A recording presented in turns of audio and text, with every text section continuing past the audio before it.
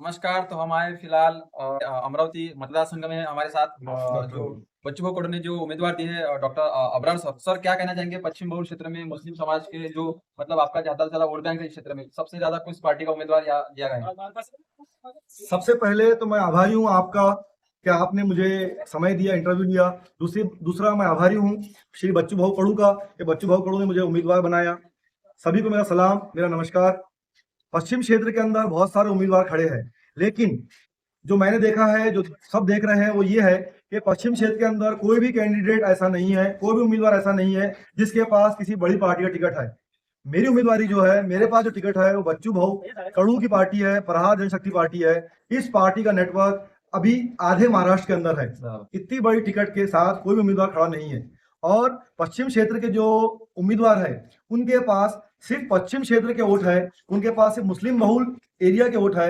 मैं इकलौता एक ऐसा उम्मीदवार हूं जिसके पास पश्चिम के भी वोट है, पूरब के भी वोट है। इसका कारण यह है कि बच्चू भाऊ कड़ू की पार्टी प्रहार जो है, प्रहार पार्टी का नेटवर्क पूरे अमरावती में है। प्रहार पार्टी के कम से कम 700-800 या 1000-1200 कार्यकर्ता मौजूद है जो ऑन पेपर है। इसके अलावा प्रहार को प्रेम करने वाले लोग अलग से है। इसके अलावा दिव्यांग लोग जो है 3 से 4 हजार दिव्यांग लोग हैं। तो इन दिव्यांगों का सपोर्ट मेरे पास है। इन दिव्यांग लोगों के, हैंडीकैप लोगों के परिवारों का सपोर्ट मेरे साथ खड़ा है। इनके वोट मेरे साथ खड़े हैं। बच्चू भाऊ की प्रहार पार्टी जो प्रेमी है, जो कि ऑन पेपर नहीं है, वो मेरे साथ खड़े हैं, मेरे मतदाता है। प्लस बच्चू भाऊ कड़ू कड़ू के जो कार्यकर्ता है, जो कि 700-800 कार्यकर्ता है, ये 700-800 वोट मेरे पास है। इनके 700-800 मल्टीप्लाइड बाय 4 मतलब 3200, 3200 या इससे ज्यादा वोट मेरे पास। फिलहाल जो विद्यमान यहाँ के पहले के आमदार थे, जो डेवलपमेंट यहाँ पे होना चाहिए था आपके बहुत पश्चिम बहुल क्षेत्र में वो नहीं हो पा रहा है। तो आप अगर आमदार चुन के आते हो तो क्या क्या रणनीति रहेंगे और क्या आपका क्या विकास करना चाहिए? विकास के नाम पर मैंने पहले ही क्लियर कर दिया कि जब तक किसी एक आम नागरिक का, आम मतदाता का, आम परिवार का विकास नहीं होता, तब तक विकास जीरो मानता हूं मैं। तो जब तक रोजगार पैदा नहीं होता, जब तक स्वास्थ्य पे होने वाले खर्चे कम नहीं होते, जब तक स्वास्थ्य सरकारी हॉस्पिटल्स अच्छे नहीं होते, जब तक सरकारी शिक्षा, सरकारी तालीम अच्छी नहीं होती, तब तक इस विकास को मैं शून्य मानता हूं। और विकास के नाम पर जो कंक्रीट के जंगल खड़े किए गए, इनका मैं समझता हूं कोई मोल नहीं है। इसीलिए मैं चाहता हूं पहले एक इंडिविजुअल आदमी का, एक आम नागरिक का, एक आम गरीब आदमी का विकास हो। विकास उसकी मतलब विकास से मेरा मतलब ये है कि उसके आमदनी बढ़े, उसके खर्चे कम हो जाए और उसका समाज में मान सम्मान हो। गरीब आदमी को शासन प्रशासन के लोग बड़ी बुरी नजर देखते हैं, उस पर डंडा चलाते हैं। मेरा मानना है कि गरीब लोगों का सम्मान किया जाए, गरीबों के प्रति हमदर्दी की जाए। और जब तक गरीब को आप गरीबी रेखा से ऊपर नहीं लाएंगे, तब तक विकास की परिभाषा जीरो है। एक आखिरी का सवाल मैं पूछना चाहूंगा कि जैसे मुस्लिम समाज में एजुकेशन सिस्टम बहुत लैक ऑफ एजुकेशन है, उसके बारे में आप क्या कहना चाहेंगे? मुस्लिम समाज को लैक ऑफ एजुकेशन जो आपने बोले बिल्कुल सही है। उसकी वजह यह है, पिछली कई सरकारों ने, 70 साल से जो सरकारें आ रही है, इन्होंने मुस्लिम समाज को एक हाशिए पे खड़े कर दिया है। इनकी नीति ये रही है कि हमको वोट दो और मस्त रहो। वोट देते वक्त ये लोग हमको अपना बोलते हैं, बाद में हमारा मुस्लिम समाज, दलित समाज जो है, ये राजनीति का यतीम बच्चा है, राजनीति का अनाथ बच्चा है। इस अनाथ को सारी राजनीतिक पार्टियां जो है गोद में ले लेती है इलेक्शन आने पर। जैसे इलेक्शन खत्म होता है, ये अनाथ बच्चे को धूप में फेंक दिया जाता है, उस अनाथ की तरफ कोई देखता नहीं। मतलब इसके बाद वो गरीबी का शिकार हो जाता है।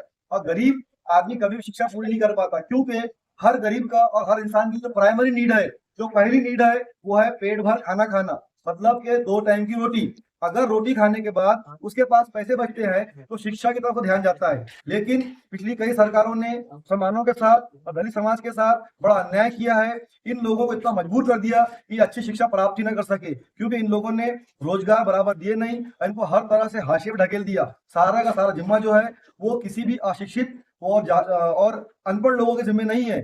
जो लोग अनपढ़ है, जो लोग अशिक्षित है, उसकी सारी जिम्मेदारी सरकारों पे जाती है, ना कि नागरिकों पर। सवाल है डॉक्टर साहब आपसे कि जैसे कि बच्चू कडू जो अपने प्रहार जनशक्ति पक्ष के अध्यक्ष है, उनके पास और भी इस इलाके से पश्चिम बहुगुणा क्षेत्र से 4 उम्मीदवार की 4 उम्मीदवार बैठे थे, चार बैठ 4 बैठे, तो उन 4 में से आपको ही क्यों चुना? श्री बच्चू भाऊ कड़ू जो है, ये बहुत पुराने राजनेता है और इनको मालूम है कि राजनीति में कैसे लोगों को देना चाहिए, कैसे लोगों को टिकट देना चाहिए। क्योंकि राजनीति में देखा जाता है टिकट देने से पहले कि इस आदमी का समाज के प्रति क्या योगदान है। भाव ने क्लियर देखा कि डॉक्टर अबरार जो है, ये पिछले 27 सालों से समाज के अंदर डेंटिस्ट बनकर, डॉक्टर बनकर समाज की सेवा कर रहा है। बहुत ही कम पैसों में मैं इलाज कर रहा हूँ। तो मेरी समाज सेवा जो है 27 वर्षों से है समाज के अंदर, जो कि राजनीति में बड़ा अहम रोल अदा करती है। दूसरा, उन्होंने ये देखा कि डॉक्टर अबरार के दवाखाने में और समाज सेवा में हिंदू मुस्लिम सिख ईसाई सभी है। हमारे दवाखाने में, हमारी सेवा में कोई भेदभाव नहीं, कोई मजहब नहीं है। हम सभी के लिए एक सरी का डॉक्टर है, एक समान है। तो उन्होंने ये बात देखी कि ये 27 सालों समाज की सेवा कर रहा है और इसके पास एक एक ऐसा वो है, एक ऐसा गुलदस्ता है समाज का कि जिसके अंदर हर तरह के फूल है। हिंदू भी है, मुसलमान भी है, सिख भी है, ईसाई भी है और सभी समाज के लोग हैं। तो ये सब देखते हुए आदरणीय बच्चू भाऊ कड़ू ने मुझे टिकट दिया है, जिसके लिए मैं उनका आभारी हूँ। आपका समाज को मतदाता की जो है सभी मतदाताओं को आप क्या कहना चाहेंगे? सभी मतदाताओं से मेरी अपील है कि वो मुझे भरपूर वोट दें, क्योंकि इस बार जो मतदाताओं का मन था वो ये है कि अमरावती की जनता ने ये मन बना लिया है कि उनको बदलाव चाहिए, परिवर्तन चाहिए। अमरावती की जनता जो है वो बदलाव चाहती है और उन्होंने पक्का अपना मन बना लिया है और उन्होंने ठाम ये विश्वास कर लिया है कि अब की बार हम एक नया आमदार, एक नया चेहरा देखना चाहेंगे। तो ये नया आमदार, नया चेहरा और बदलाव और परिवर्तन, ये सब बातों को देखते हुए मैं अमरावती के वोटरों से, अमरावती के मतदाताओं से अपील करूंगा कि वो मुझ पर पूरा पूरा विश्वास करके वोट दे, मुझे मत दे। मैं उनके सारी बातों पर, सारी जो उनकी वो है अपेक्षाएं हैं, उस पर मैं खरा उतरूंगा। क्योंकि अगर आप भूतकाल में देखें तो as a dentist, as a doctor मैं समाज में आया था, अपने अमरावती शहर में आया था और अमरावती के लोगों का जो एक डॉक्टर से अपेक्षा होती है, एक डॉक्टर अच्छा भी हो और इलाज भी अच्छा करता हो, पैसे भी कम लेता हो, ये सारी अपेक्षाएं मैंने पूरी की कि मैं पैसे भी कम लेता, इलाज भी अच्छा करता और हर समाज के हर व्यक्ति, हर वर्ग के हर व्यक्ति को एक समान ट्रीटमेंट देता हूं, उसमें किसी प्रकार का भेदभाव मैं नहीं करता। तो पिछले 27 सालों में अमरावती जनता की कसौटी पर मैं खरा उतरा हूं। तो मेरा यह मानना है इस बार इस नए फील्ड में मैं आया हूं, वो ये नए फील्ड में जनता मुझे भरपूर सहयोग देंगी, मुझे वोट करेंगी और आने वाले समय में मैं उनकी हर बात पर खरा उतरूंगा। जय हिंद, जय महाराष्ट्र। धन्यवाद। तो ये थे हमारे साथ प्रहार जनशक्ति पक्ष के अमरावती के उम्मीदवार डॉक्टर अबरार। ऐसे नए न्यूज देखने के लिए लाइक करें, चैनल को सब्सक्राइब करें।